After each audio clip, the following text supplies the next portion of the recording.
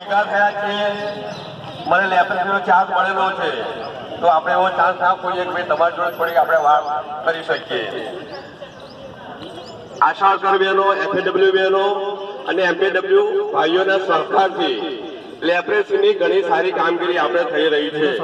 તમે પણ વિસ્તારમાં જતા હશો, તમને કોઈ એવું લાગે લેપરેટરીની શંકાસ્પદ દર્દી, તો 98555839 પર મને સીધો મેસેજ કરી, વોટ્સઅપ કરી અથવા ફોન કરીને સહકાર આપવા વિનંતી છે.